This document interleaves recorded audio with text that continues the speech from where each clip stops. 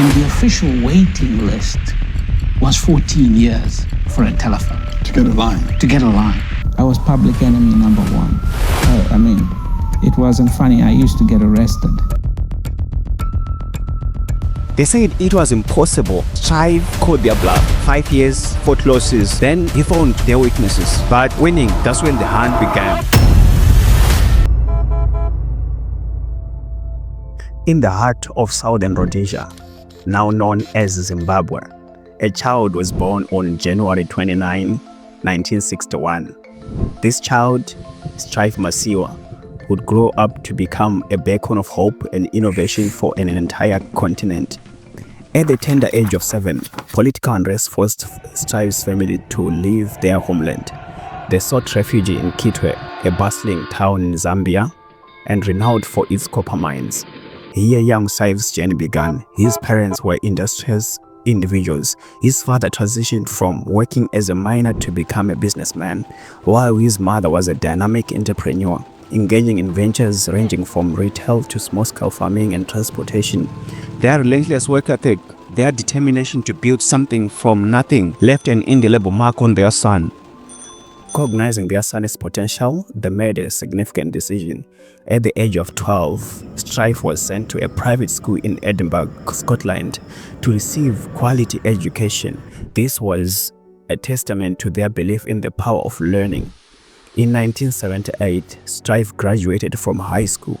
Driven by a desire to contribute to his homeland's liberation, he returned to Zimbabwe with intentions of joining the anti-government guerrilla forces. However, a senior officer advised him that the nation needed educated individuals to help rebuild after the conflict. Heeding this counsel, Strive pursued higher education in the United Kingdom. In 1983, he earned a degree in electrical and electronic engineering from the University of Wales. Armed with knowledge and the vision for the future, he briefly worked in the computer industry at Cambridge. But the core of his homeland was strong. In 1984, Strive returned to a newly independent Zimbabwe, eager to play a role in its reconstruction and development.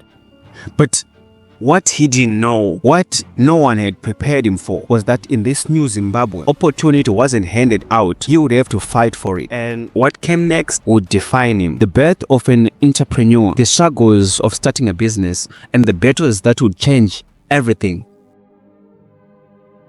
The 1980s, Zimbabwe had won its independence, a new nation free at last.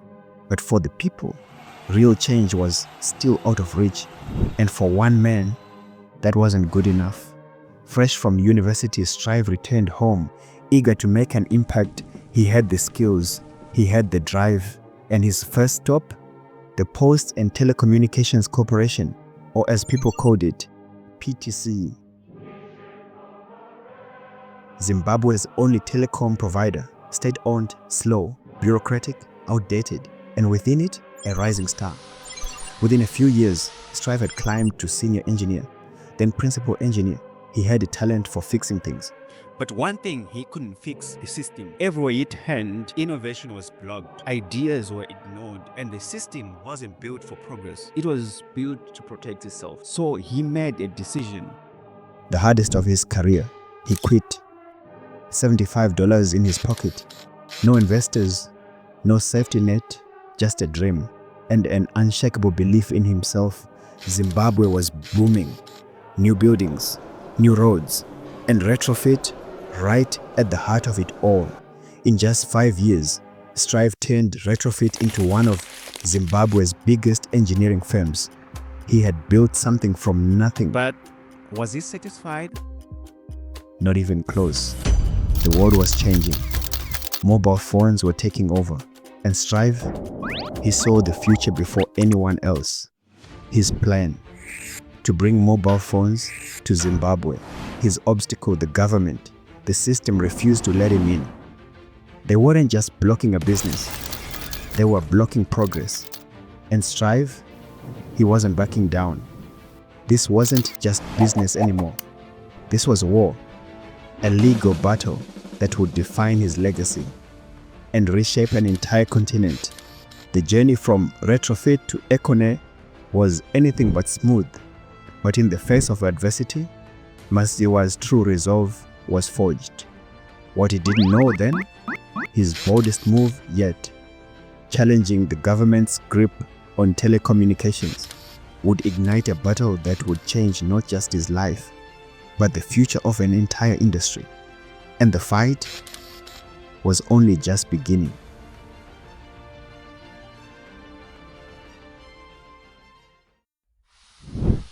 In 1993, Strive had a big idea. He wanted to start a private mobile phone service in Zimbabwe, but the government said no. They believed only the state-owned company should provide the phone services. It was a huge setback, but Masiyiwa didn't give up. 1994, he decided to fight back by taking the government to court. For 5 long years, from 1994 to 1999, he stood up against a system that wanted to keep things the same. He believed that new ideas should not be stopped by old rules. Every day in court was a battle, not just for his dream, but for the millions of Zimbabweans who needed better communication. It was a David versus Goliath struggle. An individual challenged a government-imposed monopoly. The courtroom became the battlefield. Masiyiwa's legal team argued that the state-owned Posts and Telecommunications Corporation, EPTC, held an unconstitutional monopoly over telecommunications services.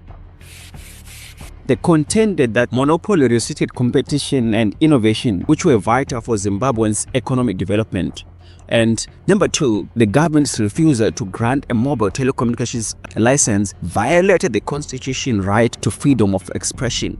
And number 3, access to mobile communication was essential for the free flow of information, and the state's control was hindering this fundamental right.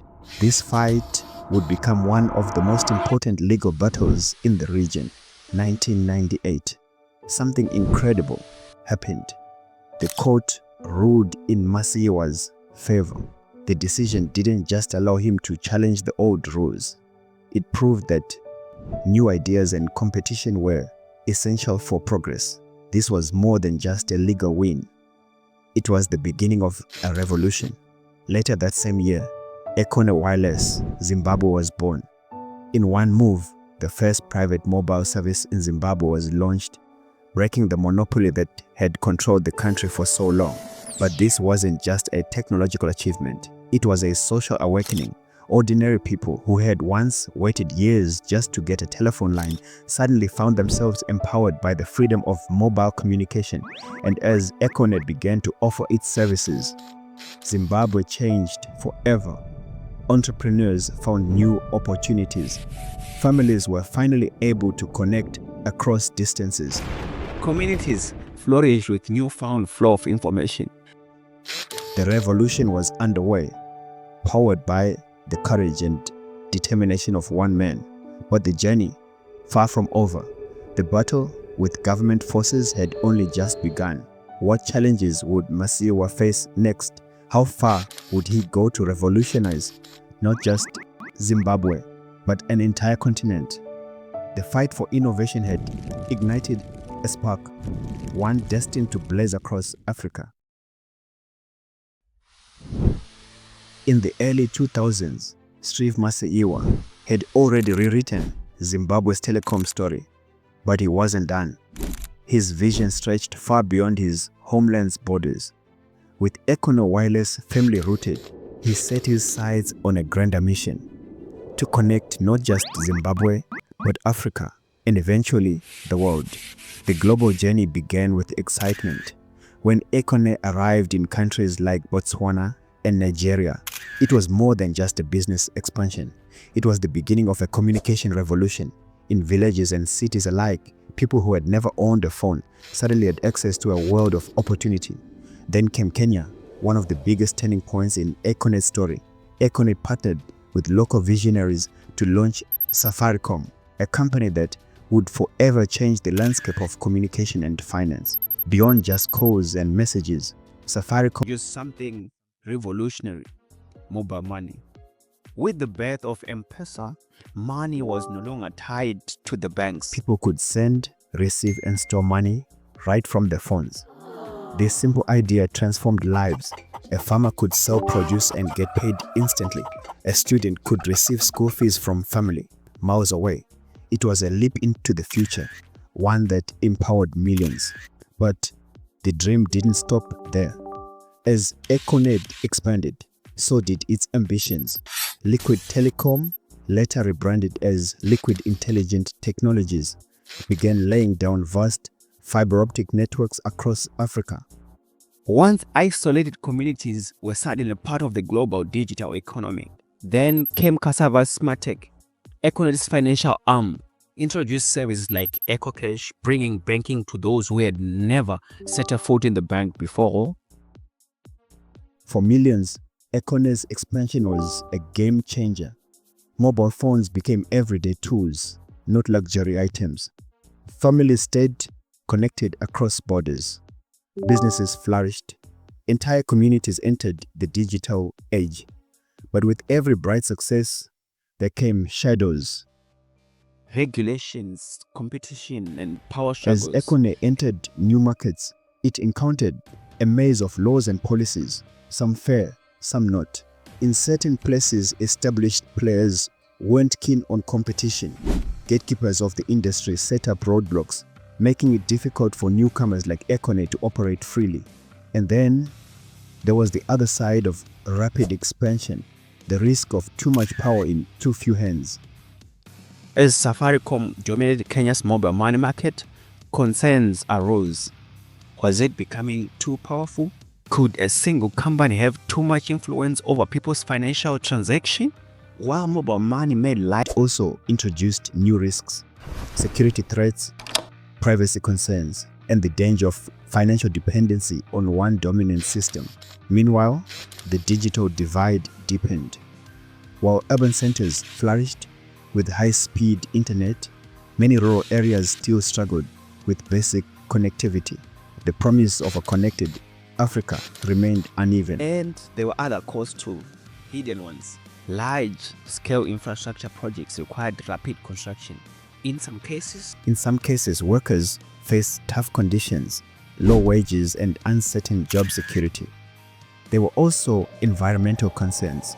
Expanding digital networks meant high energy use, disrupting landscapes and raising sustainability questions. Strive Masiyiwa broke barriers, changed Africa's future, and helped millions. But as power grows, so do the questions. Is he a hero or a giant with too much influence?